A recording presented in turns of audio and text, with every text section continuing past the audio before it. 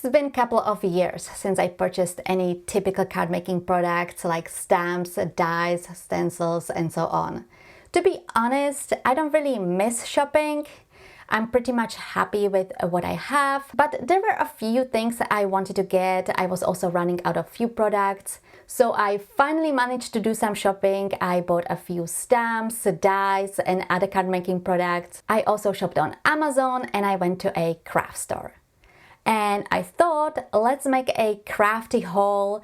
This is also something I haven't done for a few years, so it's a fun blast from the past. The stuff I purchased is pretty random.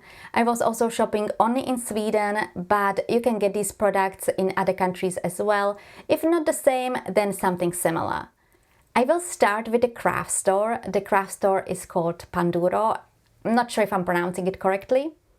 So for the past few months, I've been using liquid glue to adhere my panels onto card bases. And I've been on a hunt for a good liquid glue. Not that the glues that I'm using now are bad, but I wanted to try different ones. And in this store I bought a Decupage, I'm hoping I'm pronouncing it correctly, Decupage Varnish Glue Matte.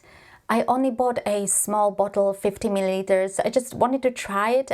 I was also thinking about Mod Podge, but the store had their own brand, so I thought I'd buy just that. And since I was in the glue section, I also grabbed a clear glue, also from the store brand. I like to use a clear glue to adhere clear embellishments, especially something like crystal drops. I just think it makes a difference compared to using a matte glue. The next thing is not a glue, but I will use it for a glue. I got this empty bottle. I have this wood glue, which is in a very robust bottle that is difficult to squeeze. So I'm thinking that I will transfer that glue here, and I'm hoping it's going to be much easier to squeeze and apply the glue.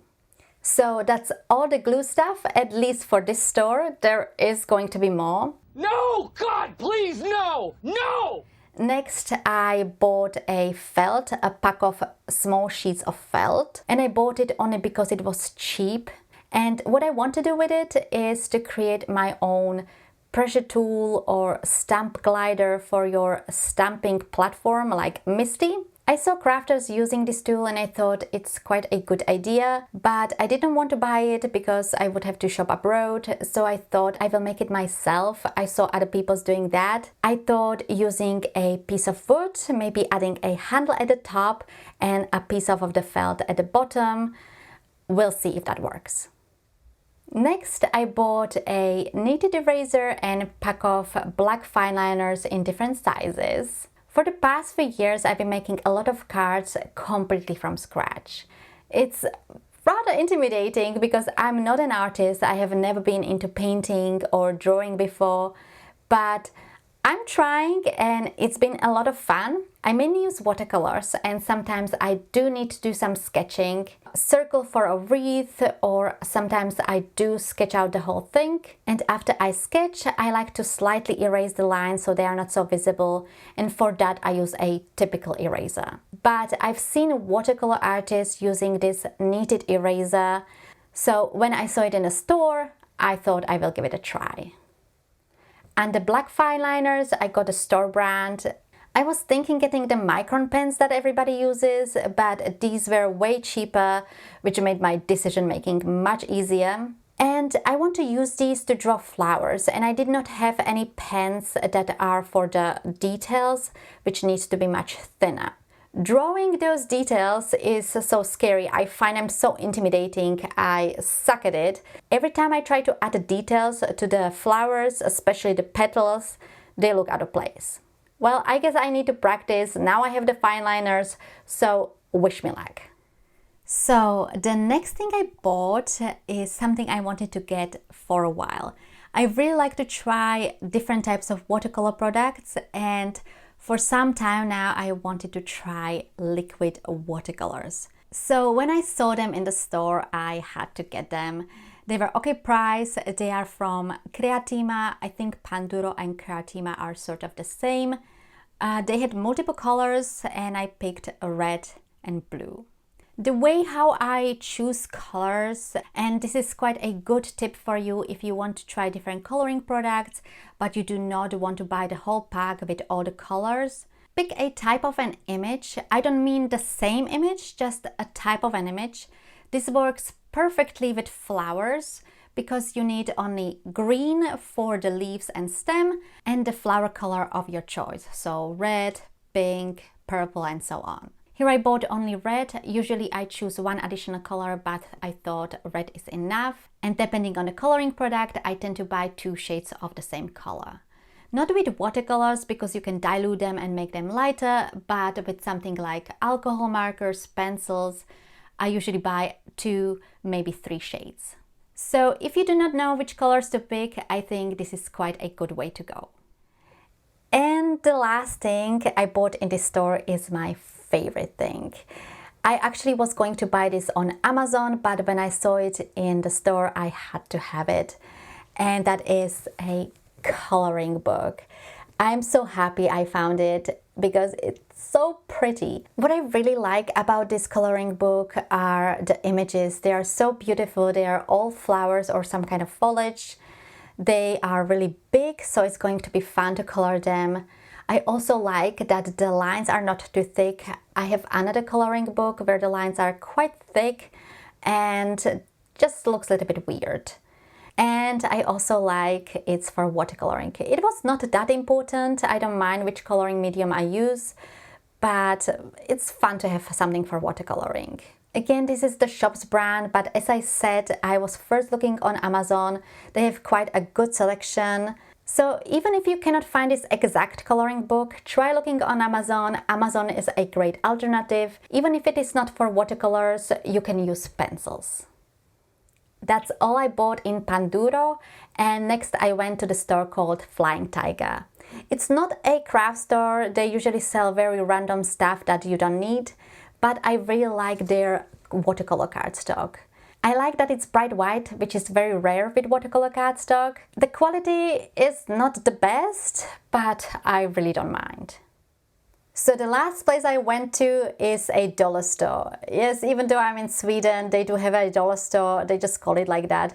I would not even say it's particularly cheap, but I have never been there, so I wanted to check it out. Usually these stores have fun random products. I don't find anything fun or random. Everything was quite expensive, but I found a blank or empty notebook, so notebook without any lines. I know this is even more boring than the glue, but I live in a village and the nearest town, which is also small, they only have supermarkets and they only sell lined or squared notebooks. And I needed a blank notebook for drawing, to learn draw, to do sketches, and also transfer my sketches onto my cardstock. So when I saw the notebooks, I had to get them, and just in case, I bought 2. Oh, and I also bought a wood glue from Uhu. I bought it in Lidl, which is a supermarket. If you don't know it, it's similar to Aldi. Actually, in Lidl in the past 1 or 2 years, I also bought watercolors in tubes, watercolor pencils, and watercolor paper. So now let's move on to my Amazon shopping. The first thing I bought is a double-sided tape. I found this pack with 3 different sizes. I just searched for double-sided tape, fulfilled by Amazon, and I searched for the cheapest one. This is pretty much my process when I'm shopping on Amazon. As I said, I'm switching to liquid glue to adhere panels onto my card bases. I think it just holds better, especially when it comes to watercolor panels. But it's good to have a tape on hand, and I actually ran out. The next thing I got are glossy accents. I actually forgot I got that clear glue, but on the bottle of glossy accents it says not only that it dries clear, but also it has glossy finish. I don't know if there's any difference between just clear glue and clear glossy glue. I will find out, and it's definitely perfect again for clear embellishments, and also I like to add glossy accent to some die cut images. And I needed to buy a new bottle because I ran out. The next thing I bought are embossing pens. One is black, one is clear. I actually don't know what I wanted them for, what kind of project I wanted to do, but I definitely know in the past I had multiple times an idea where I needed those pens and I didn't have them. So even though I don't know what I needed them for exactly, I know that idea comes again and this time I have them. The next thing I bought are envelopes, a pack of 100. I'm somehow constantly running out. The packaging is a little bit weird. Normally it's packed in a row. And I also bought cellophane bags, one pack for slimline cards, and I bought 2 packs for normal size cards. I'm not really happy with the cellophane bags, but I don't know any alternatives. So if you know, let me know in the comments. I use the cellophane bags to protect my cards. After I make a card, I put it into the cellophane bag with an envelope, and then I put it into a box.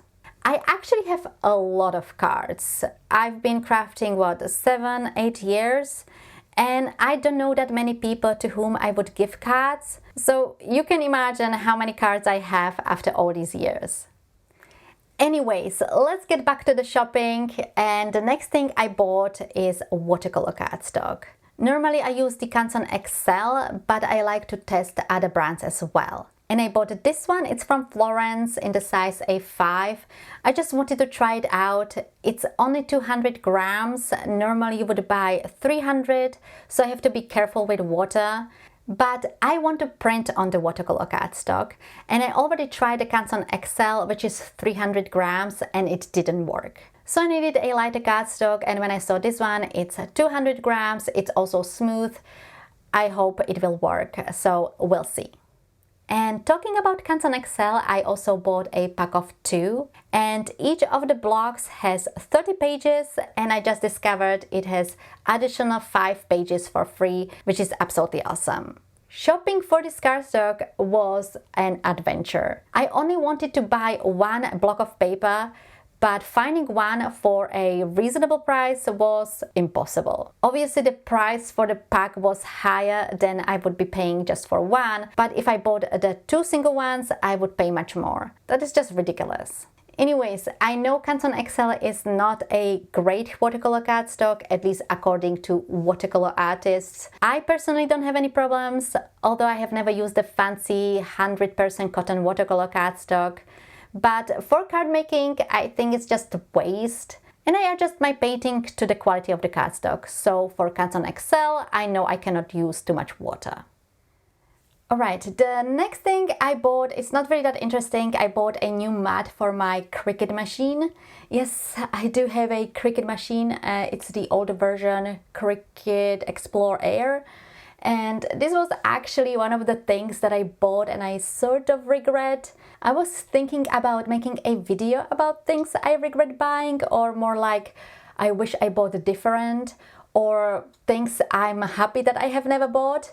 If you would like to see such video, let me know in the comments. But since I have the machine, so far I used it only to make stickers for my planner, I thought I could use it for something more crafty. Originally, I bought it to create greetings. Like you would have a die with a greeting, so instead of that I would use the machine. But this was, for me at least, a little bit too complicated. Those sentiments are too dainty, but I didn't have the patience to figure out the paper and the pressure of the machine, so I completely gave up on that. But I thought I could create something. If you have a stamp with a greeting and coordinating die, I could create my greetings, print them out, and just cut around them. Another thing I was thinking to use this machine for, I've been creating inserts to put into a clear mobile phone case. Something like this. I did this by hand, you do not need a machine for this.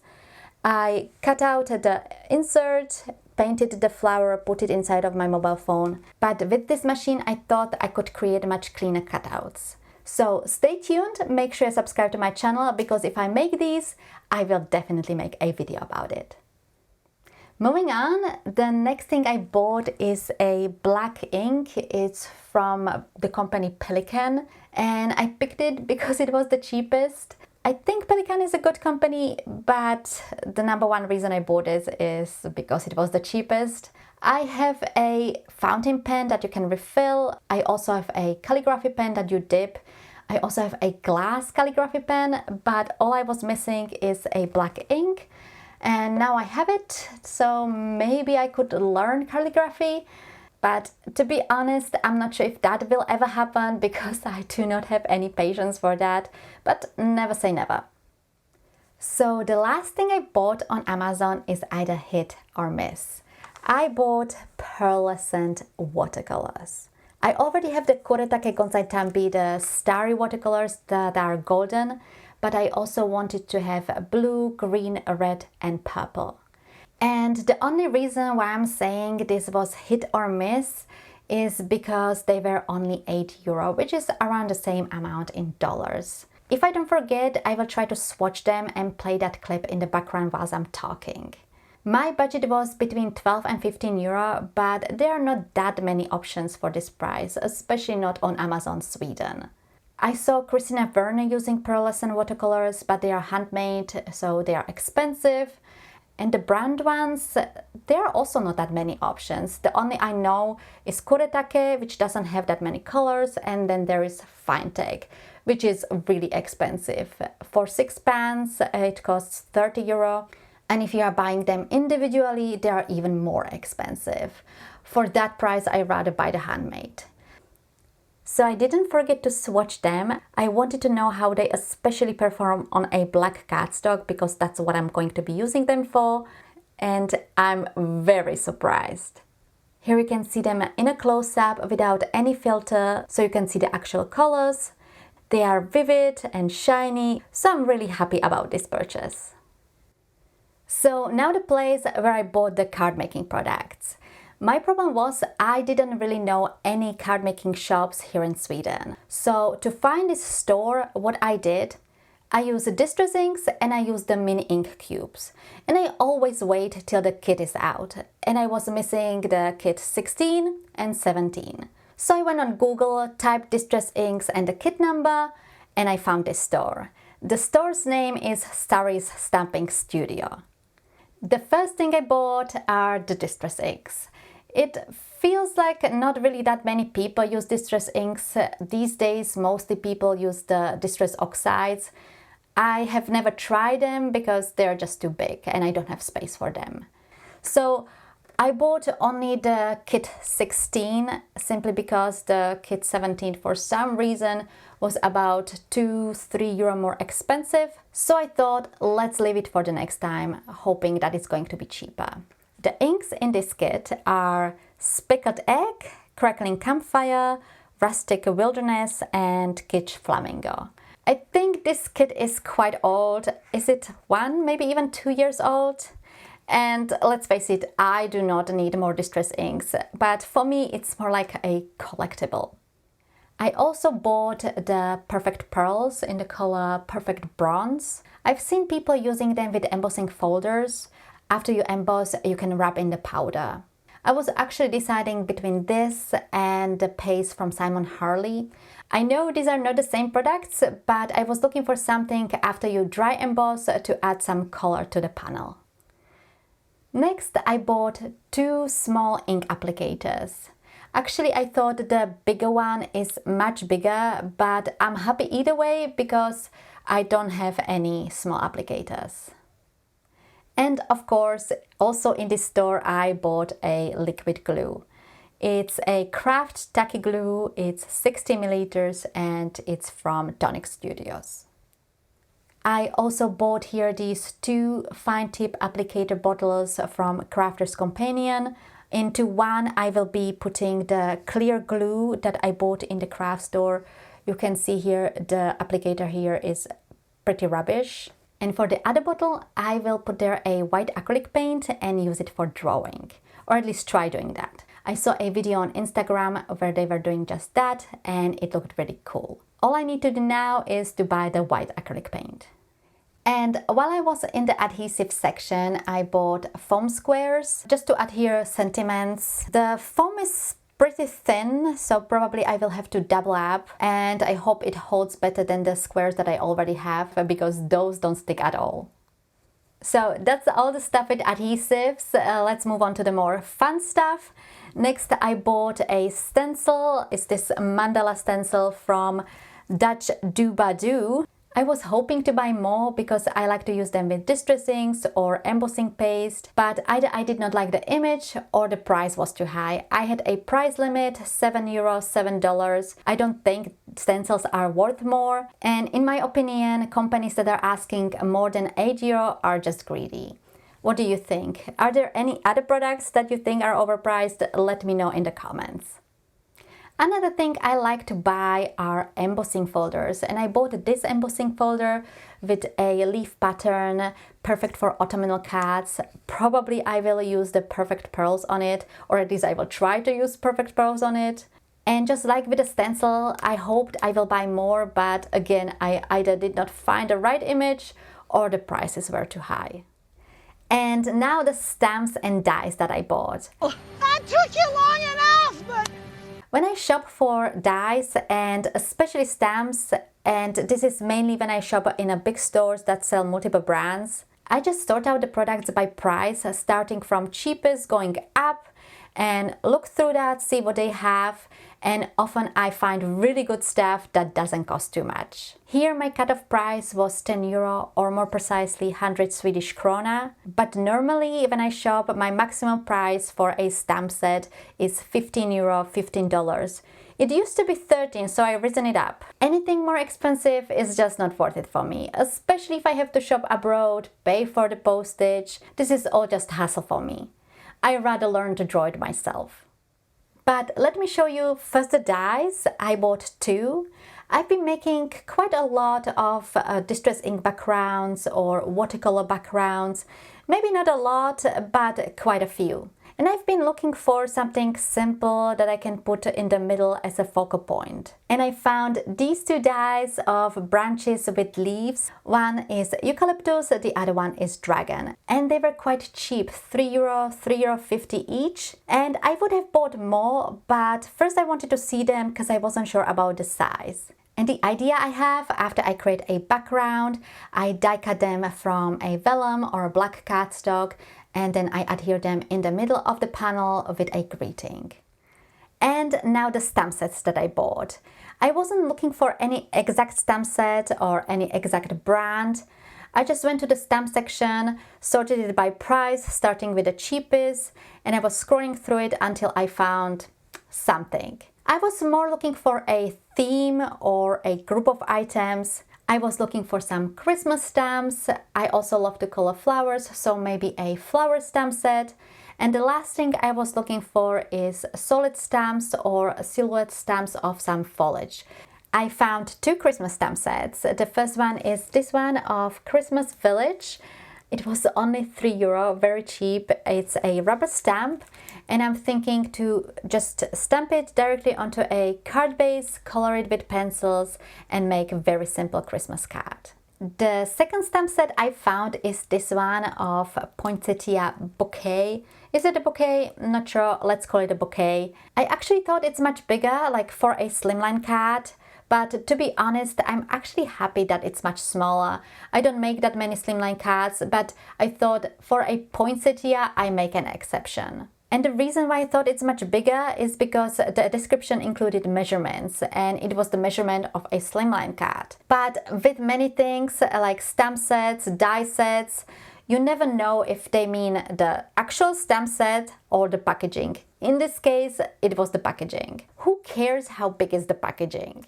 Anyways, as I said, I was looking for a flower stamp set, and I found one, this big flower stamp set from Woodware. I'm so happy that I found it. I really like it. It's going to be perfect for coloring.